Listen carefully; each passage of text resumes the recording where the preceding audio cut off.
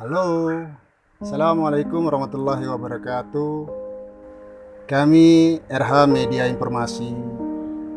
Kali ini kami mempersembahkan sebuah cerita yang berjudul Cinta di Ujung Senja.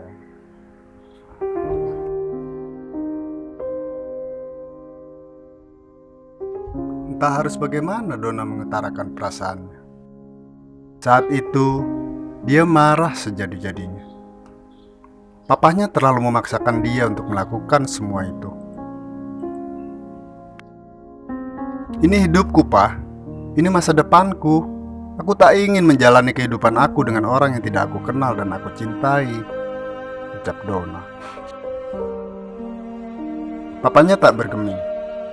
Dia hanya mengatakan bahwa semua yang dia lakukan hanya untuk kebahagiaan Donna.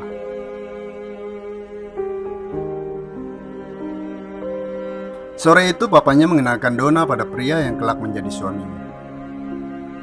Donna, ini Frans, anak Pak Johan, sahabat papa waktu kuliah di Canberra. Dia baru lulus studinya di Amerika, ucap sang papa.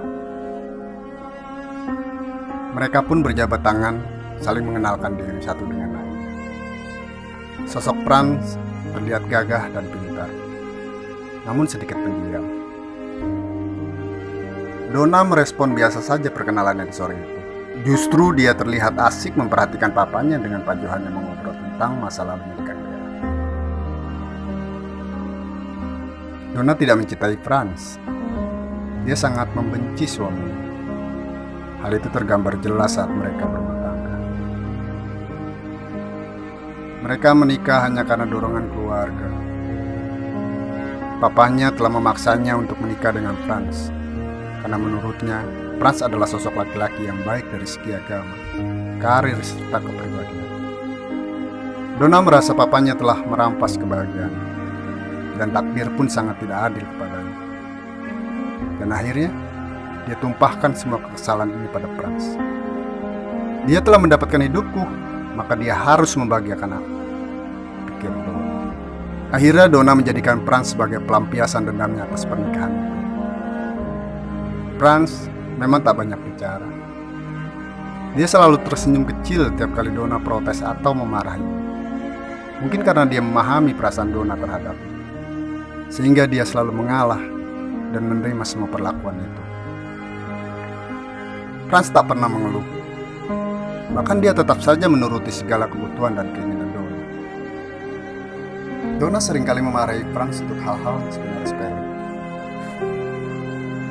Misalnya saat Frans lama di kamar mandi, atau saat Frans lupa membereskan file pekerjaan, atau hal-hal sepele lainnya yang bisa dia jadikan alasan untuk sekedar memarahi Frans. Begitulah Donna.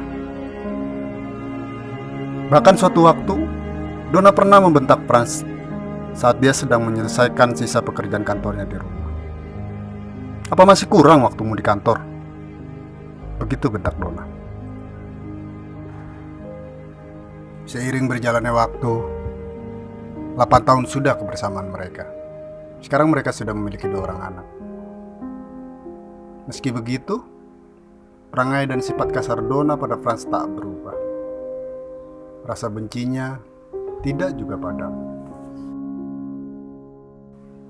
Siang itu Donna bersama Anita, sahabatnya, pergi ke sebuah hypermart. Cukup lama mereka berada di sana. Tiba saat di dekat meja kasir, Donna terlihat seperti kebingungan. Ternyata dompetnya tertinggal di rumah. Lalu Donna pun menelpon suaminya. "Pak, dompetku tertinggal di rumah. Sekarang aku sedang di hypermart. Kamu segera kemari ya. Jangan lama," ucap Donna di telepon. "Ma, maafin aku ya. Aku sedang ada pertemuan. Mungkin akan terlambat jika harus mengantarkan uang itu ke kamu. Aku minta tolong Pak Dudung saja ya untuk mengantarkan dompet kamu," ucap Frans dengan lembut.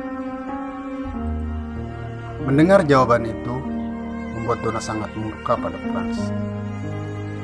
Donna membentak, mencaci, dan tetap memaksa Frans untuk datang. Akhirnya Frans pun mengalah. Anita terlihat berusaha untuk menenangkan Donna. Sudahlah Don, kasihan suamimu. Dia nggak perlu kemari. Kamu kan bisa pakai uangku dulu, ucap Anita. Tapi Donna menolak. Aku bukan tak mau nih memakai uangmu. Aku memang sengaja kok, hanya ingin membuat suamiku repot, jawab Donna dengan santai. Setengah jam berlalu, Donna kembali menelpon suaminya. Kamu sudah sampai mana? Tanya Donna di telepon. Iya Ma, Papa sudah di jalan kok. Mungkin 15 menit lagi sampai. Kamu tunggu sebentar ya, jawab Franz untuk menenangkan istrinya. Ya sudah, cepetan, ngebut kek.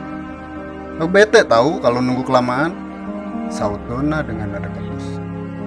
Iya Ma, nanti Papa akan coba ngebut ya, jawab Franz kembali.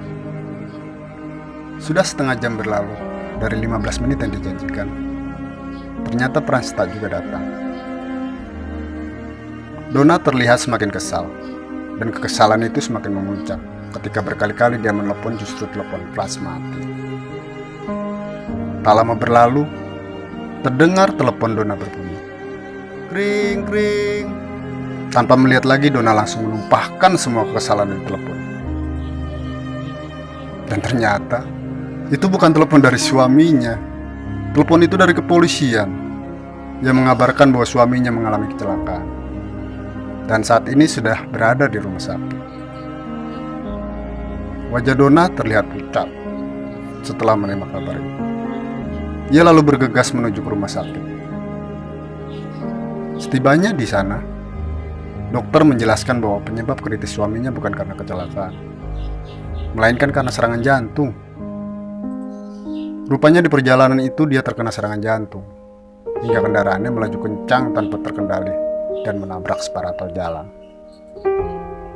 Dokter itu pun sebenarnya merasa heran. Seharusnya dia tidak berkendara dahulu selama 3 bulan ini, sampai kondisinya benar-benar membaik. Karena dia baru saja menjalankan operasi pemasangan ring di jantungnya. Mendengar itu, Donna pun terdiam.